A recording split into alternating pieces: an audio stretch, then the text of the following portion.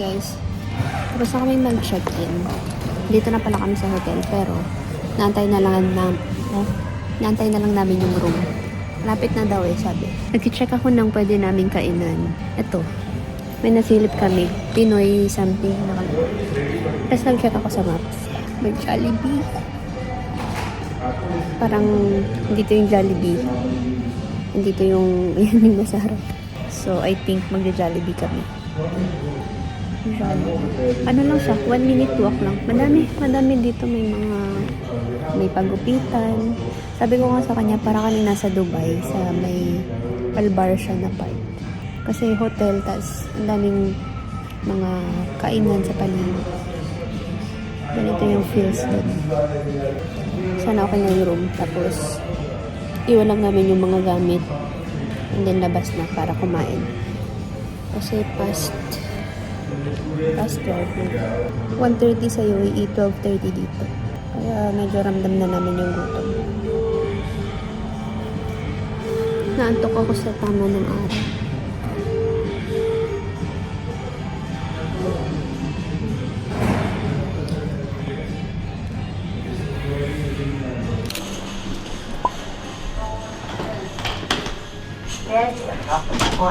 Ang bango kahit saan.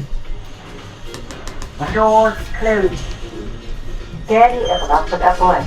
Nakapagrutaan na tanga. Malupit. Wow. Ata ang binok ng misis. Wow. Second floor to. Ang taas na rin. Doors open. Daddy is about to go away. Ano natin? 6. Doors closed. Room 6. 1, 2, 4. 5. 7. Ay, wow! Edge na edge.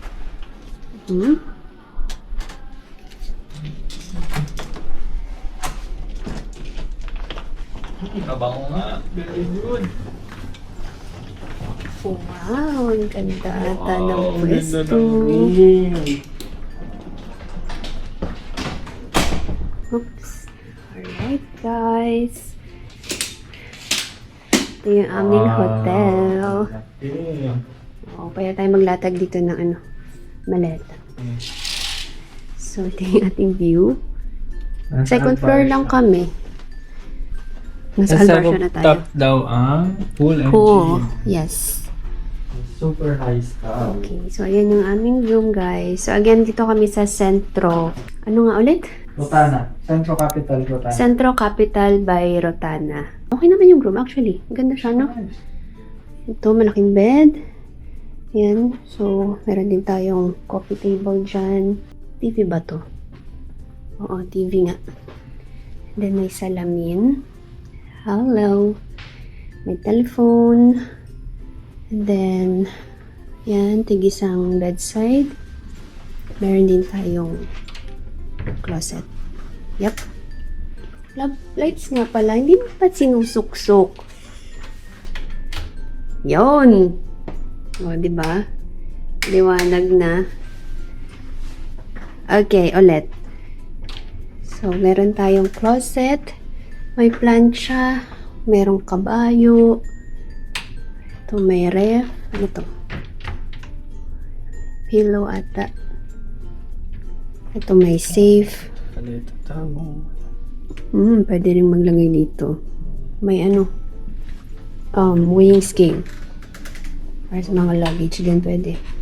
And then, coffee station. Initan ng tubig, mga kape. And ito yung wala. Yan. Very nice.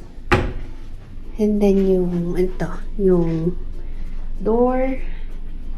Ito yung bathroom. Yan. Okay. What's this? Vanity kit, sanitary bag, shower cap. And then yung shower mismo, ito.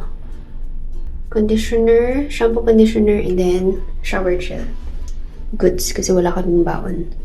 Yung toothpaste lang talaga. Kailangan na yung bumili mamaya sa grocery. So, that's our room for the next 5 days.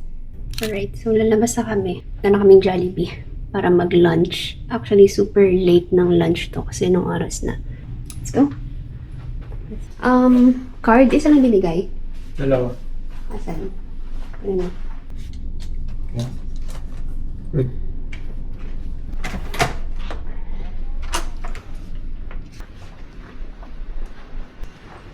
So, doon kami sa dulo. And then, elevator is... Ang bango talaga. Ang bango Super nung bango. pagpabango nila dito. Kung paano nila pinapabangong ganito kalkin. Ang grabe. Open yun. Mm-mm. Tapos ang bango ng scent. Gusto ko yung scent niya talaga. Ito pumunta, mabango. Alam mo, mali pa yung pinindot ko. Punta naman sa breakfast bukas. Second floor kami pero parang sobrang taas, no?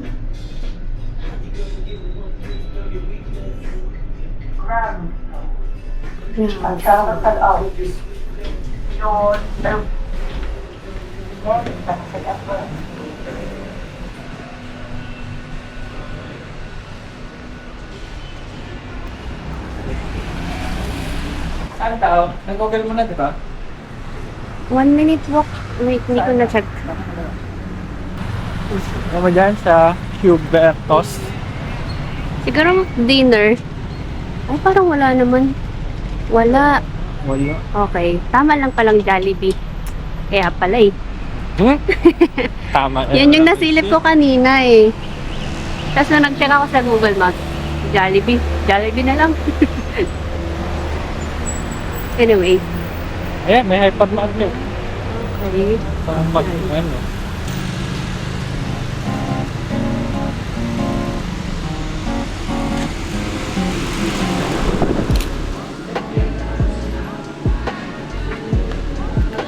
Wow. Tatakaman. Big.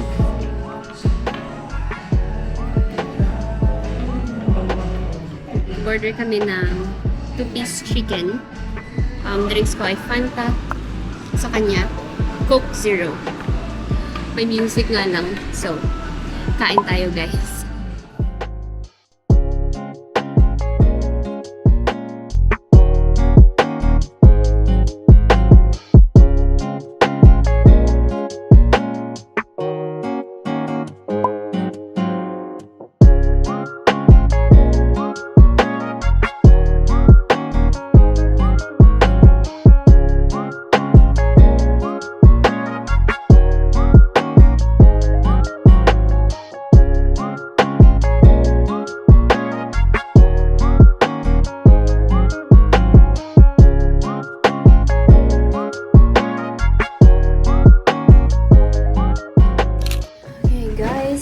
We're back dito sa hotel. So, dumaan lang kami ng toothpaste. May Jollibee tayo dun. Yung Jollibee. Pahanginan natin doon. Ito yung malapit na... Actually, katapat lang siya ng Jollibee. Azco Hypermarket. Yung mga binili lang kami. Konti lang. Parang mga 5 peraso lang to. So, toothpaste. Kita kami ng close-up dun. And then, lint roller para sa kanyang mga susuotin. Ayan. IKEA nga ito eh. And then, chocolate. Kumuha ako ng Twix na isa. Tapos, baby oil. Kasi nagkulay siya ng buhok. Tapos may mga parts sa ulo niya na nalagyan ng color. What's that? Calling? Wala naman. Ano yung sinasabi ko? Yung baby oil, pantanggal niya dun sa mga nalagay sa ulo niya. Pangkulay ng buhok. Sinagkulay siya ng buhok eh. Tapos may mga parts na nalagyan. Yung sa may anit niya. Well, actually kahapon pa yan. Hindi siya natanggal sa isang ligo. So, try niya ulit mag ganito. Yung may oil naman. Baka makatulong mabawasan. Alright. Pahinga muna kami guys. Ano na pala? 1 1:13 pa lang. Mali yung oras nila. 2:13 na. Siguro labas kami mamaya for dinner lang. And then bukas na talaga tayo mag-explore. So lalabas lang tayo mamaya for dinner. Kasi wala tayong food dito. And then sa labas madami lang mga kainan. 6:35 or 6:40 na. Palabas na kami. Hindi na ako nagbihis. Ito na yun. Gano'n pa yung mukha ko kasi nakahiga lang kami kanina. Hindi ako natulog pero nakahiga. So, may mga bakas pa na kasi nakaganon ako sa bed.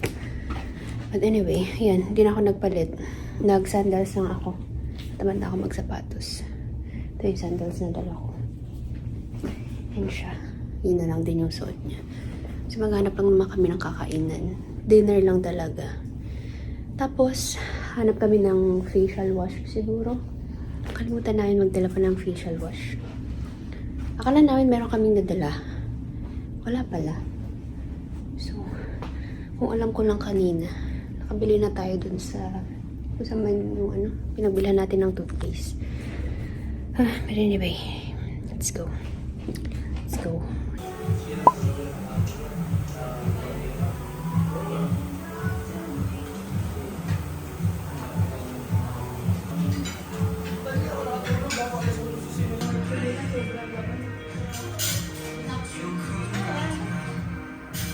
Alright guys, tapos na kami kumain. Kumain kami doon sa may yan. Show? Kain ng Pinoy. Kainang Pinoy, yes. Kaya nagtatagalog yung mga... In-offer ni ate yung buffet nila. Hindi siya yung buffet na bonggang buffet ah. So, magkano yung 33 reals each. Kasi iba yung pagkain, pinalitan nila yung nasa kaliwa, naging munggo. Ah, hindi fix. Okay. Pero so far yung nakain namin, okay na rin. May sabaw, may kanin, may drinks, dessert. Kasi nung sinecheck ko yung pricing nung individual orders, medyo mapapamahal ka nga. So, 433, okay na din. Yung mga kakanin pa nga na... May coffee jelly. Yun lang, hindi masaya yung street food. Yung lumpia. Depende sa... Parang ano na siya. Basta matigas na. Sarap yung fish na sinigang. Anyway, naglalakad kami. Punta kaming Lulu. And pababa ng kinain. Busog ako. And malamig guys. Malamig. Parang nasa Europe na. Yung naka-jacket ka sa Europe. Hey guys, dito na kami sa hotel. Actually, kanina pa. So, nakabihis na ako ng pantulog. Pero hindi pa ako naka-skincare. Ubusin ko muna tong ating tea. Nagbaon ako ng green tea and lemon na tea. So, mag-skincare na ako after. Malamig. Malamig dito sa actually, pati sa labas, malamig. Pati dito, lamig din. Trinay na namin pahinaan. Pero medyo, tingin nyo ba? Connecting kasi itong room namin. Medyo naririnig sa naririnig namin yung kabila. Yung soundproofing, tas medyo malakas talaga yung boses nila. Close na natin itong vlog. Wala naman nang ganap. So, tomorrow, mamasyal tayo. First day ng ating pamasyal. Tapos, sa Monday, yun na yung start nung event na attendan niya. Actually, bukas, start na siya, pero hindi pa kayo required. Tama ba? Hindi pa. Hindi pa required pumunta. So, sabi niya sa Monday na lang siya pupunta. So, tomorrow is yung first day natin mag-explore. Kanina sana, pero nung ka-check-in namin, umiga kami. Tapos, parang nakakatamad na. Sabi na, bukas na lang tayo mamasyal. So, lumabas lang kami para mag-dinner. And then, yun nga. Ay, hindi. Lunch muna pala kanina, yung sa Jollibee. Lumabas lang kami para kumain. Tapos, bumili ng mga kulang. Ayan, bumili kami ng facial wash. Kasi wala kaming facial wash pala na dala. Ay, nalagay ko na sa CR. Punta kami ng Lulu. Hindi na ako nag-vlog doon kasi ang daming tao. Naglakad kami mula doon sa kinainan namin kanina. Mga 9 minutes walk, ganyan. Punta kami ng Lulu. Tapos ang daming tao. Tapos nung chinek namin yung mga facial wash doon, naghanap kami ng mga ano lang, mga maliliit, travel size, ganyan. Kasi pang ilang araw lang naman. Wala.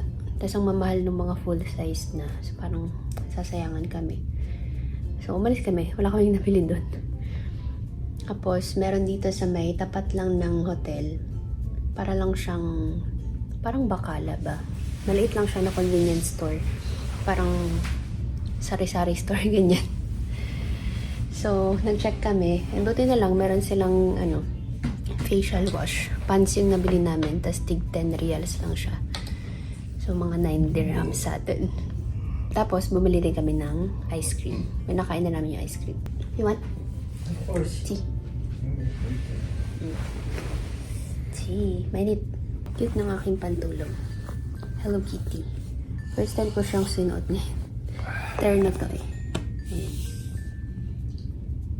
Ano, mainit? Mainit na din. Tayo na talaga ang nasa Doha, Qatar. Yes, naka-4 na country tayo this January. This January. Sobrang haba na January. Naka-4 na countries tayo. Mula France, kasi di ba doon tayo nag-New Year. France, tapos nag-Netherlands, balik ng UAE. Tapos bago mag-February, pumunta ng Doha. Pinadala ang Adrian sa Doha. Yun talagang lipad ng aming team. Kanina, yung experience ko sa immigration dito, kasi may visa, kailangan ng visa. Tama no, tayong mga Filipino, may iba-iba siyang kategory kung nakatira ka sa GCC. So ayun, pasok kami dun sa kategory na yun, yung mga nakatira sa GCC countries. Di nag-apply kami, online lang naman yun, mag-upload ka lang ng mga files, ganyan. Nung sa kanya, well actually sabay kaming nag-apply, na-approve yung sa kanya kinabukasan. Tapos yung sa akin, pending. So, akala ko, sige, wait lang ng ilang oras. Tapos, yung first na update, rejected siya. Tapos, may nakalagay naman doon na reason kung bakit. Sabi, mag-attach ng clear copy nung residence card. Ngayong sinabi, residence visa, ganyan. So, nire-upload namin siya. Tapos, update. Ganun ulit, rejected. Same reason. Trinay ulit namin ng pangalawa. Tapos, yun nga, hindi naman agad-agad yung update. Tapos, rejected ulit. Sabi ko, ano ba yan? So, in total, yung naging reject, parang 5 or 6 dahil lang dun sa hindi magkatugma yung yung copy ng document na sinasabi. Akala ko hindi na ako makakapunta. So, buti na lang nung Wednesday, kasi inasikaso namin siya Monday. Tapos, Tuesday buong araw, yun, puro reject yung status. Tapos, Wednesday, buti na lang na-approve na siya. Tapos pala, pag mag-a-apply ng visa, ano kasi siya, 100 reals? Dirhams? 100 reals ang bayad. Submit mo muna yung mga kailangan nila, tapos wala pa silang sisingilin sa'yo until ma-approve na siya. So, pag approve na, saka mo lang siya babayaran. Which is good, kasi imagine, sobrang daming attempts nung sa akin dahil lang sa hindi clear yung files na hinihingi. So, ayun, buti na lang. Tapos kanina, nung nakalapag na kami, tas immigration na, nagka-problem pa yun sa akin. Well, hindi naman nagka-problem, na timingan lang ata. Kasi nauna siya. So, smooth lang yun sa kanya. Kinuha yung passport, visa, tas biometrics.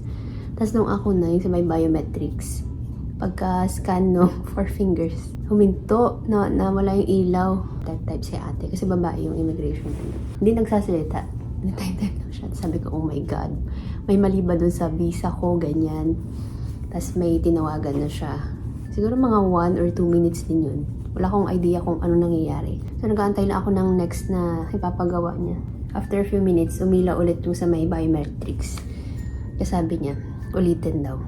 So, ayun. Kinabahan lang ako ng very slight.